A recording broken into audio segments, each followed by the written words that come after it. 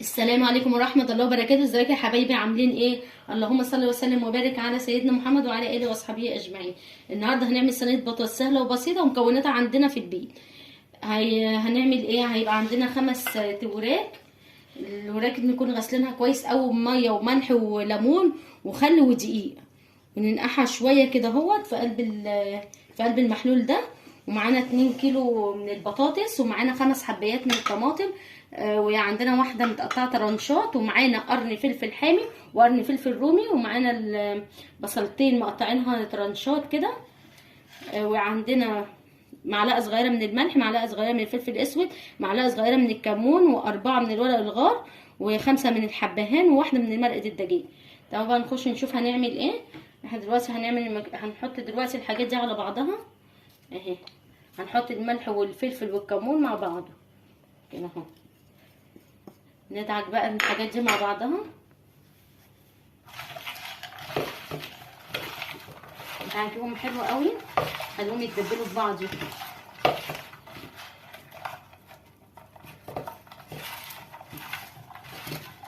عايزين ننزل ميتهم كده عشان ده اللي هندبل بيه الفراخ وهندبل بيه البطاطس.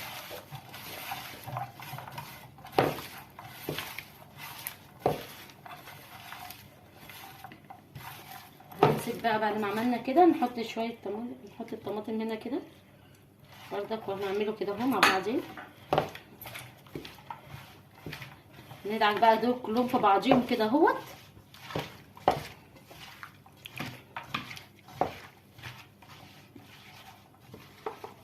وبعد كده هنمسك الفراخ بتاعتنا ورك ورك بقى كده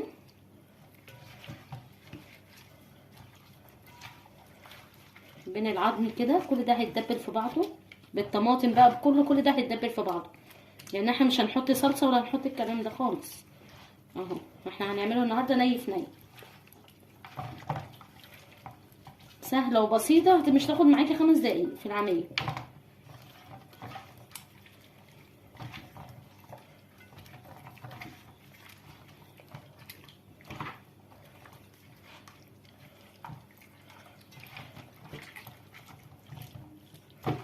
اهم حاجه نتبلها كويس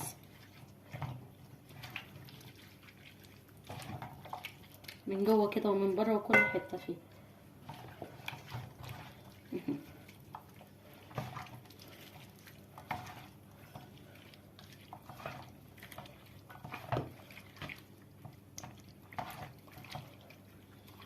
هتاكلي احلى بطاطس، ولا هتبقى تقيله بقى ومسبكه زي البطاطس اللي هي بتتحط لها طماطم، تبقى عامله زي ما يكون كأنها طبيخ. لما كده دي ني في ني، دي بتبقى شاربه كلها من بعضها.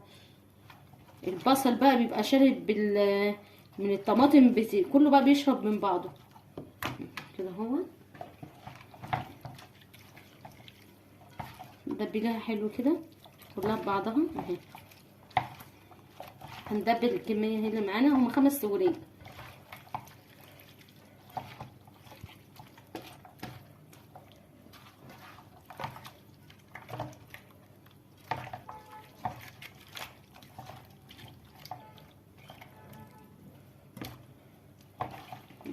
اخر ورد اهو.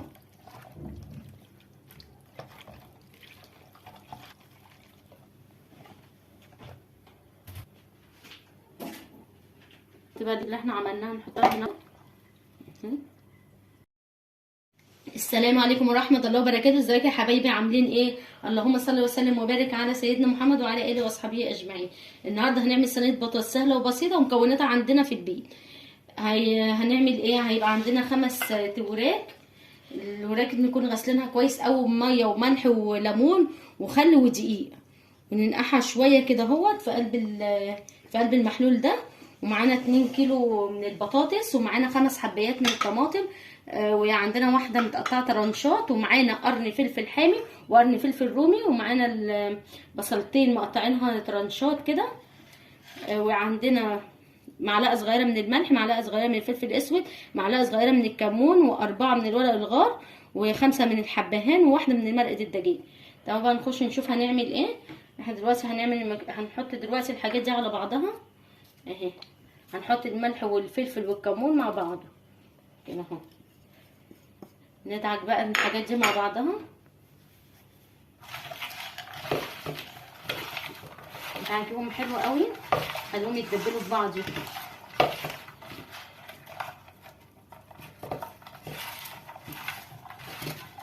عايزين ننزل ميتهم كده عشان ده اللي هندبل بيه الفراخ وهندبل بيه البطاطس.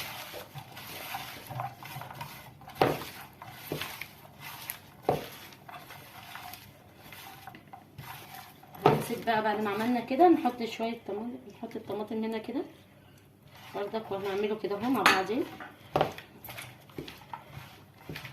ندعك بقى دول كلهم في بعضيهم كده اهوت.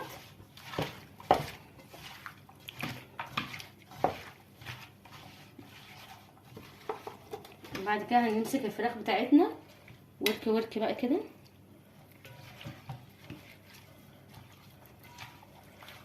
بين العظم كده. كل ده هيتدبل في بعضه بالطماطم بقى بكله، كل ده هيتدبل في بعضه، لان احنا مش هنحط صلصه ولا هنحط الكلام ده خالص اهو.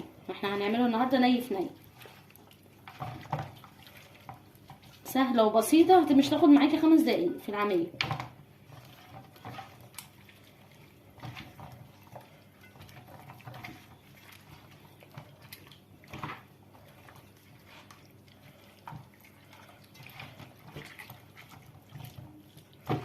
اهم حاجه نتبلها كويس.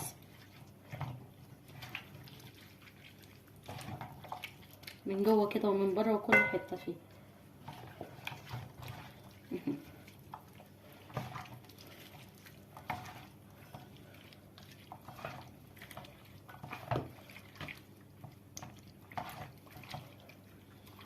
هتاكلي احلى بطاطس، ولا هتبقى تقيله بقى ومسبكه زي البطاطس اللي هي بتتحط لها طماطم، تبقى عامله زي ما يكون كأنها طبيخ. لما كده دي ني في ني دي بتبقى شاربه كلها من بعضها. البصل بقى بيبقى شارب من الطماطم، كله بقى بيشرب من بعضه كده اهو. ندبلها حلو كده كلها ببعضها اهي. هندبل الكميه اللي معانا، هما 5 ورقات.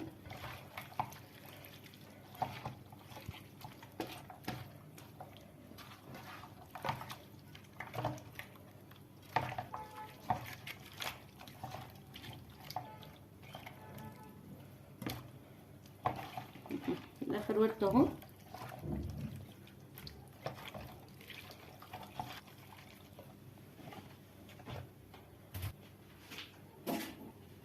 تبقى اللي احنا عملناها نحطها هنا.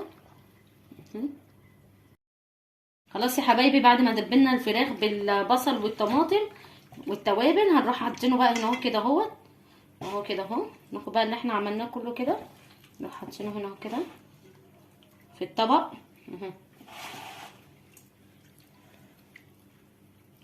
نشيل بقى كل القوطه والبصل اللي فيه ده اهو كده.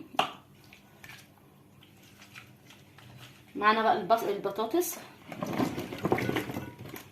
نفس القصه، هنتبلها بردك بالايه، بالطماطم والبصل اللي احنا عملناها وبالتوابل.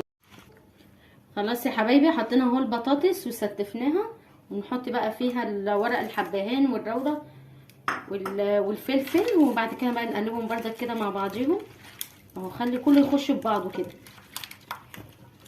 انا عاوزه اقول لكم الريحه جميله قبل ما نحطها على النار، الريحه تحفه اهو كده اهو. هنحط عليها بردك واحده مرقه كده من تحت قبل ما نحط عليها الفراخ من فوق اهو.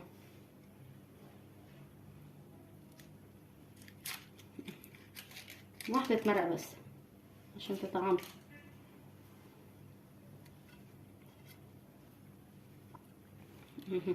كده اهو. نجيب بقى الفراخ بتاعتنا، نحط بقى الفراخ بتاعتنا دي كده اهي، نستفها بقى.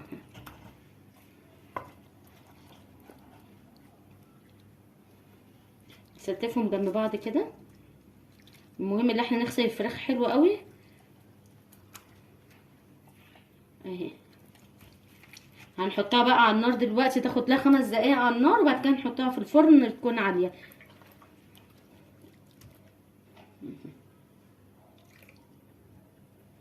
هنحط لها نص كوبايه ميه كده، نحط عليها دي الاول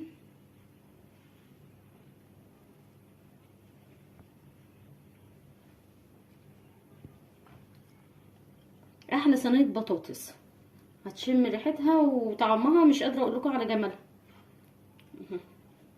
انا عاوزه اقول لكم العيله كلها بتعملها كده نفس الطريقه. مش هنحط صلصه ولا هنحط اي حاجه، هو كده خفيف اهو يا حبايبي. دلوقتي هنحطها على النار ونحط لها نص كوبايه ميه.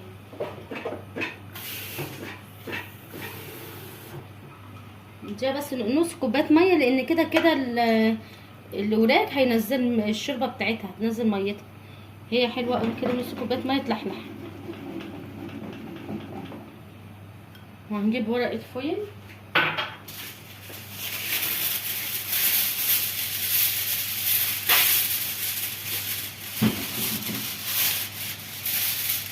احنا بقى نغطيها دلوقتي كده اهوت. هنعمل جنبها ايه؟ هعمل جنبها رز بالشعريه، بس نغطيها كده 5 دقايق وبعد كده ندخلها الفرن على درجه حراره 200. تاخد لها بقى غلوتين كده اهوت ونحطها في الفرن. بصوا يا حبايبي دلوقتي هنحط لها حته سمنه على كل واحده كده، عشان هي دي اللي هتحمر لنا وش الفرخه، وهتطعم كمان الايه، هتطعم لنا البطاطس من تحت اهي. الريحه مش قادره اقول لكم على الجمال، قمر قمر قمر تحفه. هنحط على كل واحده كده حته صغيره اهي، عشان هي دي اللي هتحمر لنا الوش. رجعت لكم كل حبايبي. ودلوقتي هنحطها في الفرن اهو يا حبايبي. بعد ما الصينيه طلعت، ايه رايكم بقى في الجمال والحلاوه ده اهو؟ كله ني في ني. بصوا ايه رايكم؟ خفيفه وجميله. اطلع لكم كده اوريكم اللي استوت ولا لا. حاجه كده روعه اهي. هوريكم كمان البطاطس استوت ولا لا.